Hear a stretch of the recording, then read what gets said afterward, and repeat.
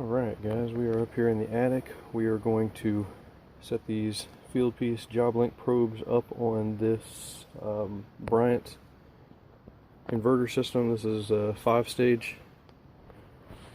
It's been in for a year or two now. We're going to go ahead and hook these probes and everything up on here and see how everything performs. So hopefully you can see. Got our probes right here. Let's see.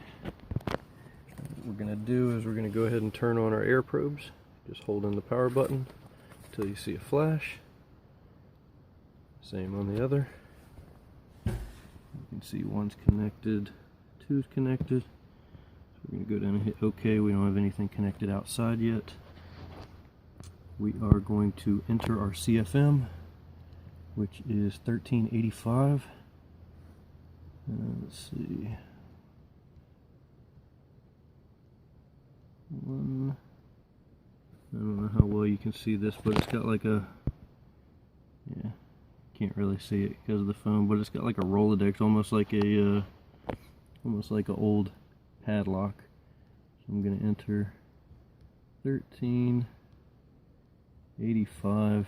Be much easier if you could just type it in, but all right. So we got 1385 in there. Hopefully you can see that. And now we're reflected at 1385. We're in cool. And I'm going to enter my outdoor dry bulb now.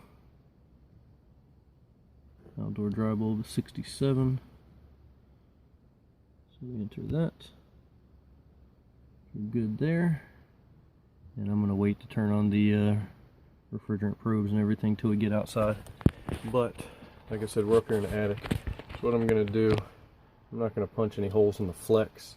So what I'm going to do is back up there where that ductboard box is, that supply trunk. There is a test port in the top of it. So I'm going to stick the supply probe there. And you're probably not going to be able to see behind me because it is dark up here. Let's see if I got a flashlight. But right behind the Air Perfect, we have another test port, so I'm going to put the return in there. So I'll go ahead and shut the camera off. We'll get those probes hooked up. We'll put the system in a test mode at high stage, 5th stage, and we will go outside and hook up the outdoor probes. I know it's dark, but you can see our flashing Fieldpiece probe down there. That's in the return. And our supply is up there in our test port. So we're ready to fire this system up. It's not running right now, but you can see we are getting readings. So I'm going to go ahead downstairs. We're going to set this thing in test mode in 5th stage, and we'll swing outside and hook up the probes out there.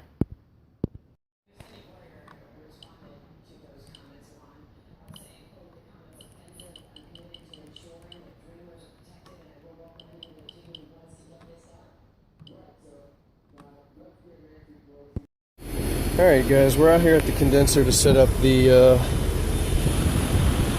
transducers, and just wanted to show you something that continues to happen on this app. You can see it's so when your screen goes into screensaver mode, or your screen goes to sleep, the program's still running in the background, but when you open it up, it goes back to this screen as I showed before, and when you hit measurements, sorry there's a trash truck out here, but you can see it's cleared out my CFMs.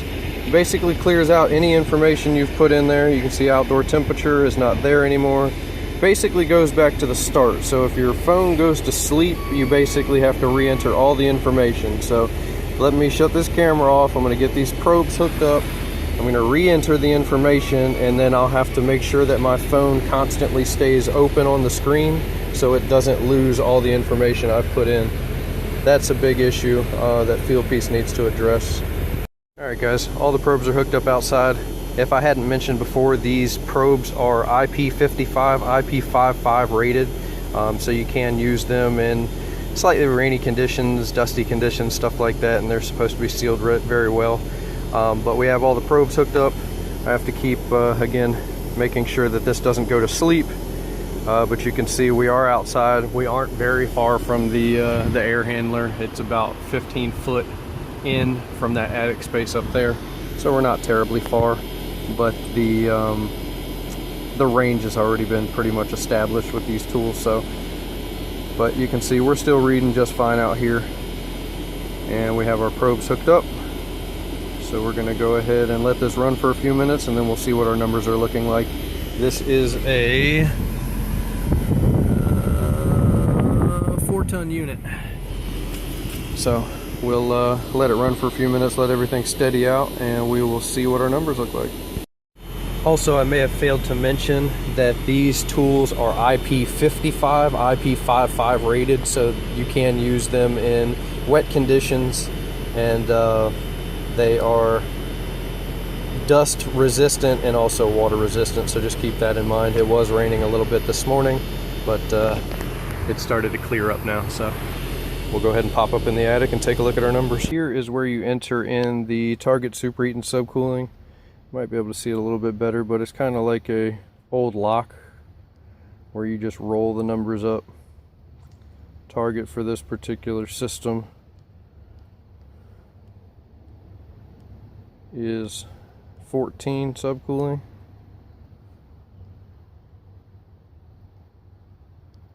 If I can get this Rolodex to work. It would be much easier if it was just a keypad, just like the outdoor temperature or any of that stuff. It would be much easier. And when you're done, you basically just click back on the screen and it enters the incorrect the incorrect information. It's supposed to be 14. Let's see here. Well, okay, I got you now. So that's a decimal in between, not two different digits. So there you go, 14. 14, there's the decimal, and 0. Kind of confusing, but let's see if we got... Alright, there we go. Now we have it. And here's just a look at our numbers so far. Just about 43,000 BTUs. Weather's kind of crazy. It's, like I said, it's about 68 degrees outside. It's off and on showers. Customer has all the doors and windows open. So, got a cold front heading this way, but you can see all our numbers there. And it gives you your airside diagnostics.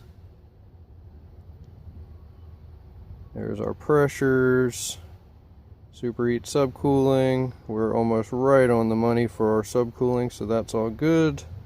See what the diagnostics have to say. Let's see, adequate refrigerant charge, so we're looking good there. Yeah, so not too shabby. And we're out at the truck right now. Again, it's not a big house. We're not far. There's the house. Units right back around those bushes, right there. And obviously the probes are up in the attic. If I had to guess, I'd probably say I'm about 40 to 50 feet away from that condenser right now. Maybe about 75 feet away from the air handler. Again, that's just ballparks. It's not exact. But again, you have to make sure that you keep this app open. If you don't, all that information will go away. Like for instance, if I back out to my home screen, this app still runs in the background. So let's see what it does. So I'm gonna back out. I'm gonna go down here. I am gonna open this back up. You can see it's displaying my information. When I open it back up, this is the screen you get. Hit measurements again. And as you can see, no more airflow, no more superheat subcooling, no more refrigerant, no more outdoor dry bulb. It basically wipes out everything, which is extremely frustrating, and very disappointing.